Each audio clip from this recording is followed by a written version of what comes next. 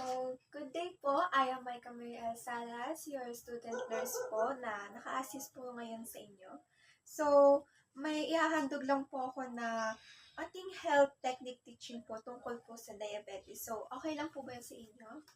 Okay. Okay.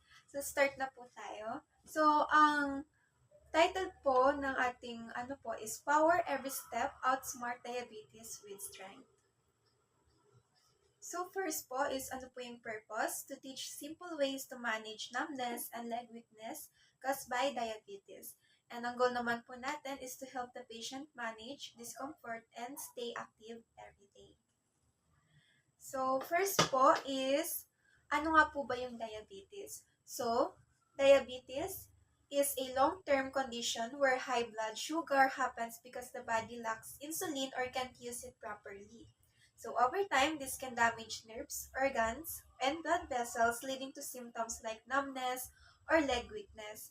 So dito po, siya po ay isang kondisyon kung saan masyadong mataas po yung sugar natin. Ganyan po. Nangyayari po siya kapag kulang po sa insulin or hindi po siya nagana ng ayos.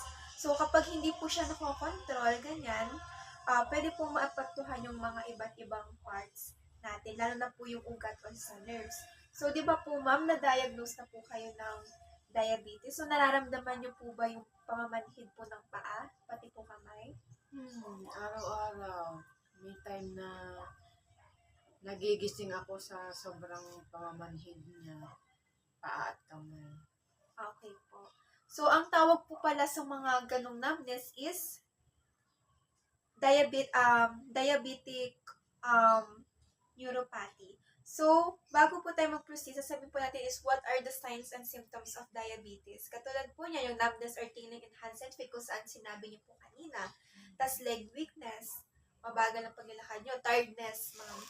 Oo. Lagi pong kadalasang pagod. Oo. Kaya minsan gusto ko nakahiga. Pati po sa blurry vision po, naapektuhan din po yung mata niyo, di po? Malabo. Tsaka po ang slow healing of once kapag po may sugat kayo, mabagal po ang paghilom niya. And dito po, lagi po ba kayo niihi? Frequent urination of thirst. Minsan may time na madalas ako maihi. Minsan naman, medyo matagal din. Okay po. So, ayun nga po yung mga symptoms ng meron po kayong diabetes. So, ngayon po is, what is diabetic neuropathy? So, diabetes is a long-term illness where too much sugar stays in the blood because insulin is low or not working well. So, over time, this can harm nerves, organs, and blood vessels, causing symptoms like numbness and leg weakness. So, ang tawag po doon sa nararamdaman nyo po na numbness is diabetes neuropathy, kung saan po yung pamamanhid or paghihina po ng paa na dulot po ng diabetes nyo, ayun po. Siya po yung nangyayari kapag nasisira na po yung ugat dahil po sa sobrang taas ng blood sugar. And sa loob po ng mahabang panahon. Usually, nararamdaman po yan sa kamay and sa paa.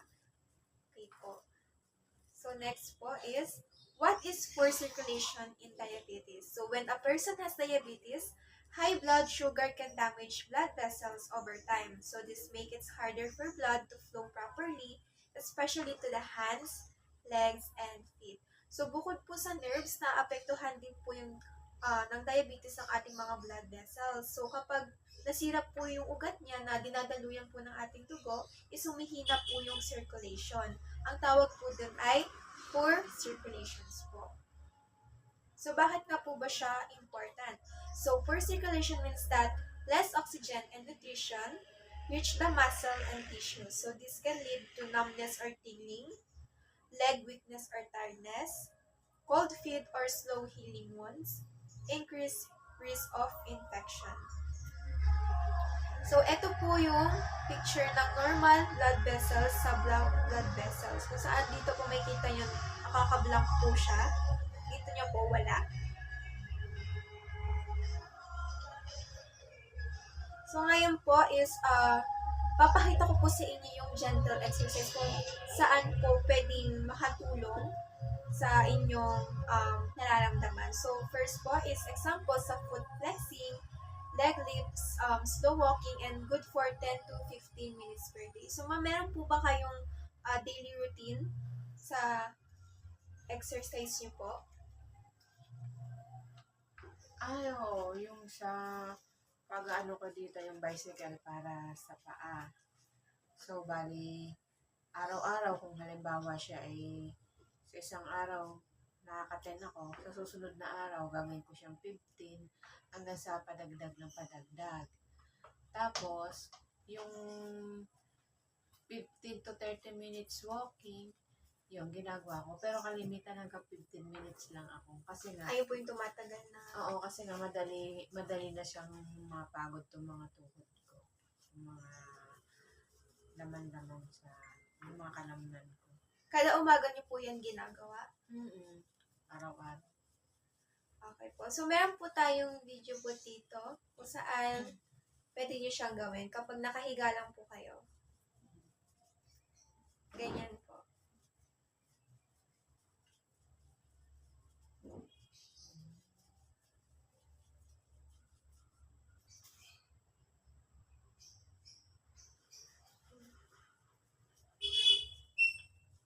So, next naman po is how daily routines help control blood sugar. So, paano nga po ba siya? So, first is medication. Ang purpose po niya is help lower or regulate blood sugar levels, and why it matters. Taking your medicine on time and as prescribed helps prevent sugar from getting too high or low. So, sa medication po, yung po may iniinom po kayong gamot. So, dapat po nasa tamang oras po siya para hindi po makaapekto sa diabetes at hindi din po siya yung sugar niyo tataas or bababa. Okay? And sa foods naman po, ang purpose niya is keeps blood sugar stable throughout the day. And why does it matter?